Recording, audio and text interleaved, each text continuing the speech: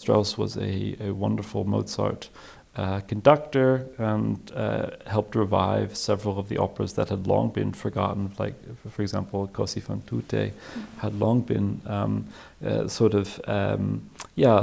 disregarded as slightly trivial by many 19th century audiences. And Strauss said, actually, it's a wonderful comedy. It says something about the human character that the other Mozart da Ponte operas don't say, and he helped do revivals in Munich in the 1890s, and the opera has remained in the repertoire ever since.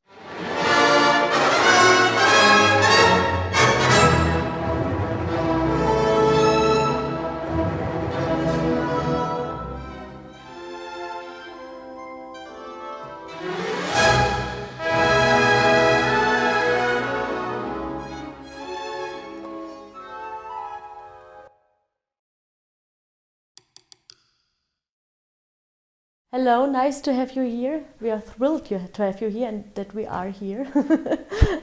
How are you? Good, thank you for having me here, Julia. Thank you. Who are you? Well, I'm Matthew Werley. I am the General Secretary of the International Richard Strauss Society. We're based in Salzburg. I'm also a musicologist, an academic based at the Mozarteum and at the University of Salzburg, and a lifelong Richard Strauss expert. Great.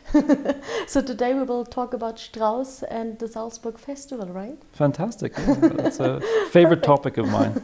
Great. So why Salzburg? Why Richard Strauss choose Salzburg? He had visited Salzburg as a young man and had conducted there before the First World War. But he was very interested, as you can see here in the villa from Richard Strauss, he was very interested in Baroque art and architecture. And of course, Salzburg still has so much Baroque architecture, and of course the Mozart tradition. And there were plans for many, many decades to organize some kind of festival there. And he had very close contact with Max Reinhardt and his long-term collaborator Hugo von Hofmannsthal, and they managed to set up really one of the most amazing festivals in the last century in Salzburg. But were there other choices that he could choose? He was very active in Berlin before 1920 and had plans to build a festival house in Berlin that fell apart very, very quickly. The period after the war was very, very turbulent. He was then called to Vienna as the co-director of the Vienna State Opera, and he helped stabilize their repertoire and their entire administrative wing, and that helped him to be involved more closely with his colleagues in Vienna, like Hugo von Hofmannsthal. And so they were very much set on Salzburg from around 1917 onwards, so sort of the three years running up to that. And the network, so where he got to know Reinhardt? I don't exactly remember where he met Reinhardt, but it was certainly in Berlin. Reinhardt came to Berlin around sort of 1902, 1903, and Strauss saw his productions of Salome and Elektra. In 1905, he saw an Elektra production and was very, very taken by his very, very powerful productions of these drama works, and decided that he needed to set them to music. And Strauss was the Kapellmeister in Berlin at the time, and Max Reinhardt had established his Deutsches Theater in 1905, and they were two of the most influential theater men in Berlin in those years, and they worked then closely together on Rosenkavalier, which was the first collaboration with Hofmannsthal in 1911. No, the world premiere took place in Dresden in 1911, which was sort of the opera house where a lot of Strauss's operas were first performed. But then they worked very closely together on Ariadne auf Naxos the following year, and that world premiere took place in Stuttgart And that was really an experiment of drama and of opera, and it was really a chance for Max Reinhardt to play a much more central role in the Hofmannsthal-Strauss collaborations. So they met right before the 20s. Yeah, so they met. Yeah, so they met right before. In sort of the years leading up to the First World War. Strauss then, around that period, built this house that we're in, and there was, of course, close contact with them. Strauss was also in Salzburg during the First World War very often, giving Liederabende concerts, and was also in Bad Ischl quite often, and of course was mixing with the also the cultural elite of Vienna in those years in the run-up before he actually founded the Salzburg Festival with Hugo von Hofmannsthal and Max Reinhardt. But they were two of the towering figures in German theatre and opera during the first sort of 20 years of the 20th century. But did they choose a Strauss piece at the first year? No, the Strauss operas never really played a role in the cultural life of Salzburg. It was only really until 1926 that the first Strauss opera was performed at the Salzburg Festival, and that was Ariadne auf Naxos. There was, of course, Jedermann and das Salzburger Große Welttheater were the central pieces in the first few years of the festival. And then Strauss was the first president of the Salzburg Festival when they laid the foundation stone, and he was a very, very ardent supporter of the idea of building a festival house. And of course, the Salzburg Festival was really itself a kind of network of various institutions for Max Reinhardt's Deutsches Theater from Berlin. The Mozarteum were doing orchestral works and requiems and serenades and things like that. There was a bit of Russian dance involved at the Salzburg Festival, and then in 1922 the sort of modern composers started to descend on Salzburg, and he was the kind of protectorate of the International Society for New Music, which was founded in Salzburg, and so he had his hand in a lot of these projects around that time. But the first opera wasn't performed until 1926, and then after that a young Herbert von Karajan did a production of Salome at the festival, but that was slightly before the summer festival took place. Then after that, it was in the 30s. It was in 1929. I think it was in sort of in the spring. And then they started to do Rosenkavalier and Elektra and the other operas that appear most frequently in opera houses around the world. So. And how did Karajan get to the Salome and to the festival? So it wasn't part of the festival. I think it was just done in the festival house. Okay. But it was done shortly after he finished his final recital as a student at the Mozarteum. But he managed to get the Vienna Phil to come to Salzburg to do this work, and it's a very, very demanding work to do as a young conductor, and he was a very young man at the time. So that was really the first time that they did Salome in Salzburg. The regional theatre in Salzburg had virtually done no Strauss operas in the years before then. So it was really a kind of signal to the rest of Salzburg that Karajan could do the really demanding operas of Strauss, and also with the resources that he had at his disposal as a mere student. It's very, very impressive. He pulled that off so early. But were there any plans of Strauss to play an opera at the festivals? It was in the kind of ideas behind the founders that they would be performing operas. Not his own operas, of course, were always an option. They had thought about doing the operas of Gluck and of Mozart, of course, also Weber and Beethoven, and also Richard Wagner. Of course, they took Bayreuth as their model for a successful festival. Although in 1920 it wasn't clear that Bayreuth would continue to take place, there was always these questions of whether or not it had a financial future, particularly after the First World War. But the Strauss operas always require very, very large orchestras, the best singers possible, and so they were mixed into the repertoire much later when I think after 1925, 1926, when the Austrian economy began to stabilize, that we thought actually, Clemens Krauss did a wonderful production of Ariadne auf Naxos, and then they started to do Rosenkavalier and the other operas, and they became a feature. And Strauss's last opera, Die Liebe der Danae, was actually given its world premiere in a private rehearsal in Salzburg in August of 1944. So really the last operatic testament of Richard Strauss was performed in the festival that he founded. Mm-hmm. But did he conduct operas at the festival? He conducted operas. He conducted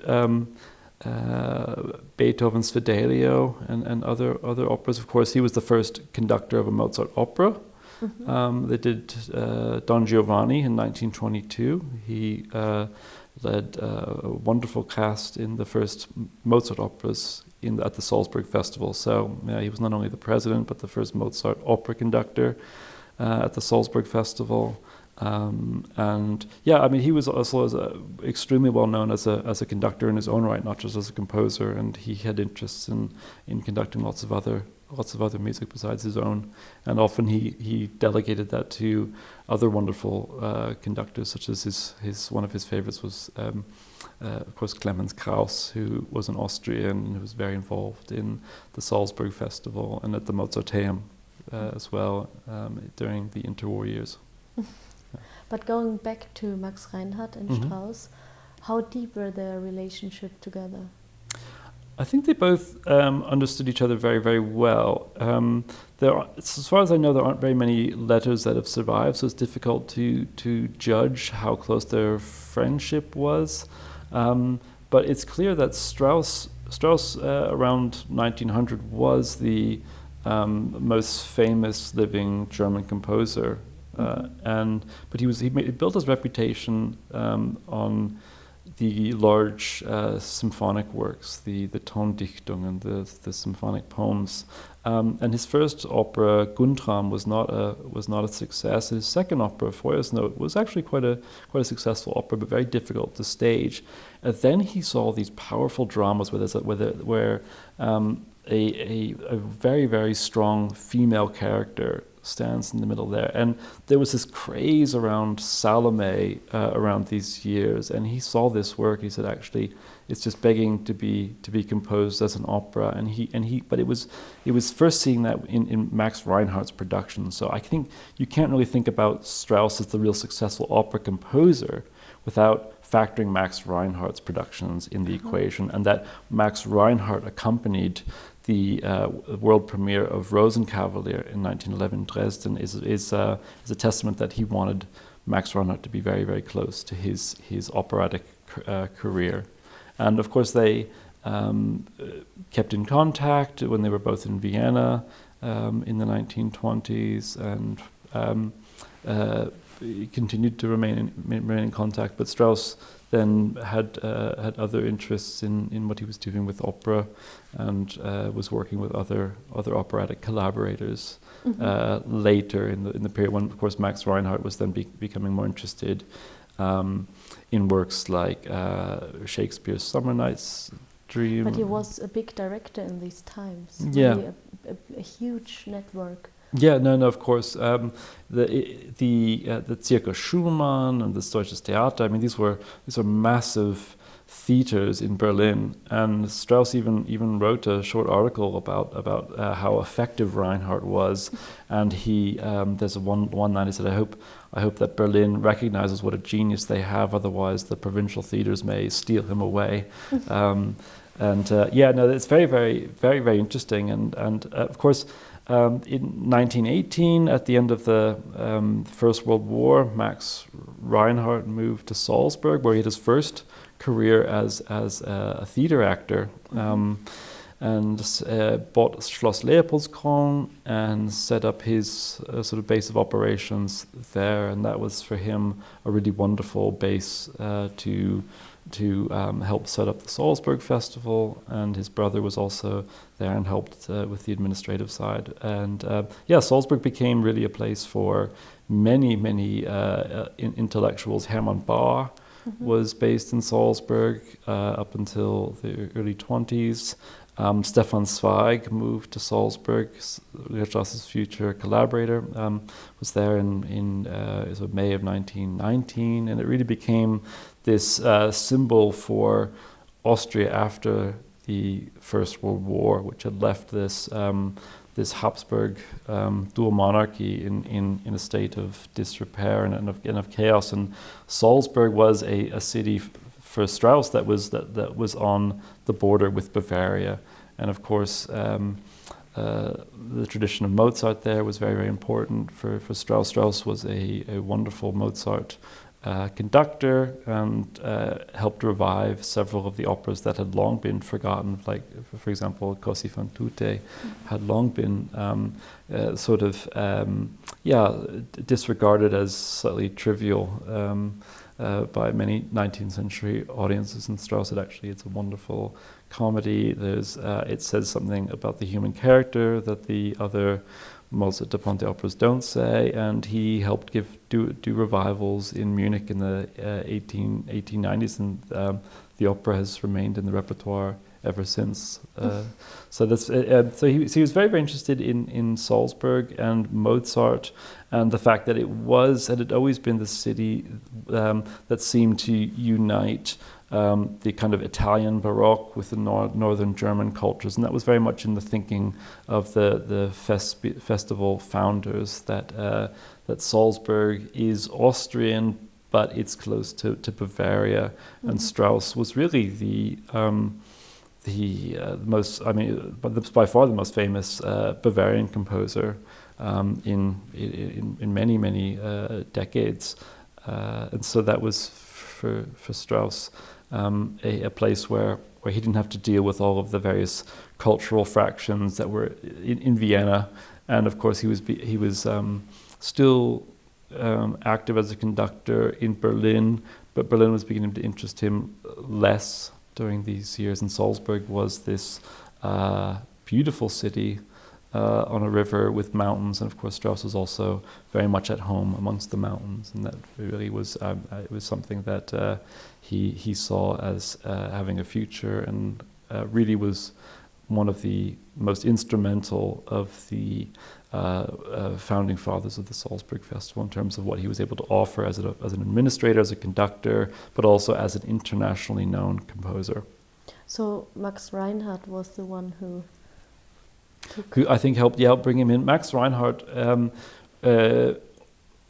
was he was a genius as a theater director, and it was very clear that his revival of Jedermann, which was of course done in Berlin in 1911, would fit so perfectly with Salzburg at the cathedral square, with the castle above, and the whole metaphor of sort of every man and things like that. That was for him really the place where he wanted to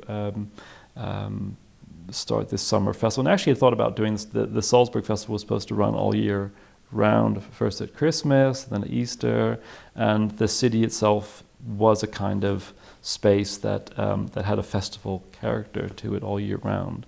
And so for him, there was a very thin boundary between art, an artifice, and life, and Salzburg still remains that character, still has that character today. Great. Yeah. So interesting. Thank you so much. You're welcome. It was very nice. Thank you. Thank you, Julia.